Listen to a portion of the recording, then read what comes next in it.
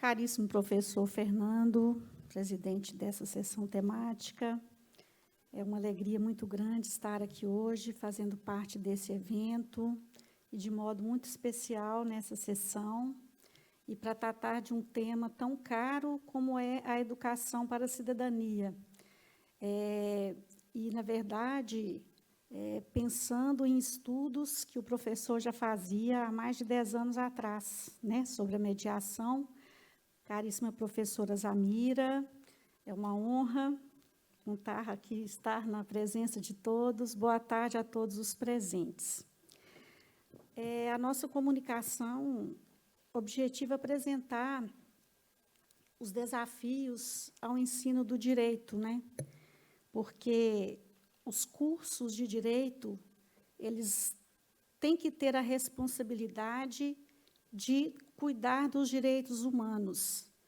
E é nesse sentido que a gente fala da educação, o estudo de direitos humanos, a aculturação, o pensamento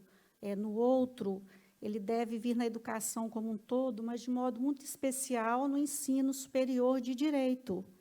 porque dali saem profissionais com uma formação para uma futura atuação. E, no caso do Brasil, é um ensino muito, ainda eminentemente técnico e desvinculado de levar o estudo da teoria à prática. E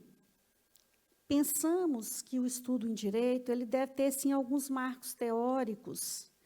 básicos, como o que já foi dito aqui, né, para o acesso à justiça, depende do esclarecimento, depende da formação dos juristas em bases dialógicas, e se pensar não nos conflitos, numa perspectiva negativa do ganha e perde, mas sim de se pensar uma forma de desenvolvimento dos direitos humanos que passe pelo diálogo, pela comunicação respeitosa, pelo olhar quanto à legitimidade do outro, o direito que cada um tem de se manter na diferença, né? A diferença na isonomia, a igualdade na diferença, e somente assim, não trazendo o direito como se estivesse fechado em bolhas, né? Mas na perspectiva de que a todos seja dado o direito de conhecer o direito que tem e que pode e como pode reivindicar. E, nesse sentido, a formação em direito, ela passa pela aculturação dos próprios educandos, e é um movimento, porque depende do perfil do curso do direito, dos professores, dos coordenadores e dos futuros profissionais e futuros professores também.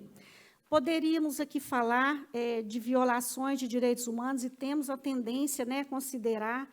porque é uma realidade, né, e, não obstante, o poder público se vincule diretamente aos direitos humanos,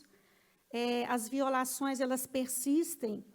e é nesse sentido que a nossa proposta aqui ela é positiva, por entendermos que haverá, ou pelo menos potencialmente, um avanço nos cursos de direito no Brasil, com as novas diretrizes curriculares que foram fixadas, instituídas pelo Ministério da Educação e Cultura,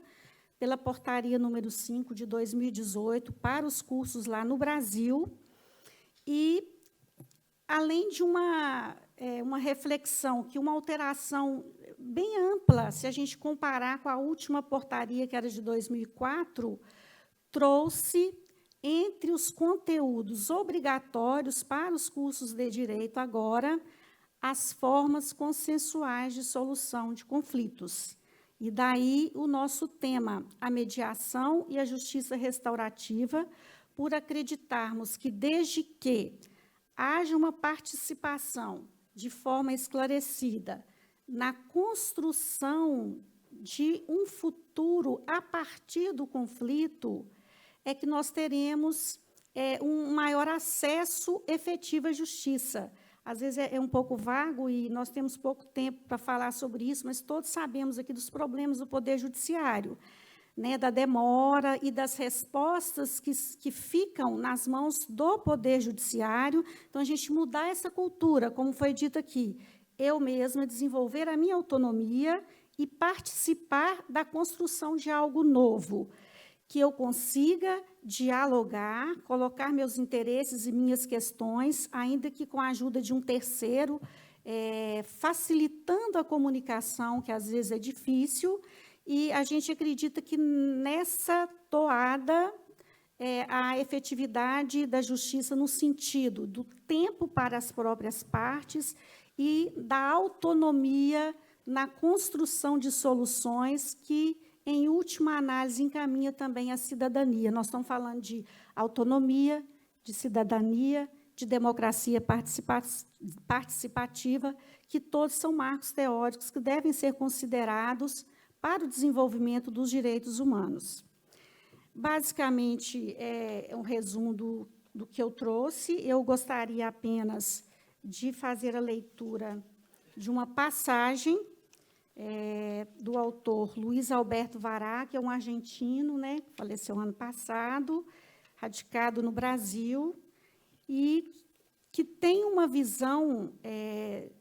sobre a sensibilidade, né, humana no trato do diálogo por meio da mediação. E o professor coloca, em termos de autonomia, cidadania, democracia e direitos humanos, a mediação pode ser vista como a sua melhor forma de realização. As práticas sociais de mediação configuram-se em um instrumento de exercício da cidadania na medida em que educam, facilitam e ajudam a produzir diferenças e a realizar tomadas de decisões. E, assim, nós conseguiremos encaminhar um desenvolvimento ao acesso efetivo à justiça como um princípio estruturante do Estado constitucional, nas palavras do professor Canotilho. É isso que eu gostaria de trazer. Muito obrigada.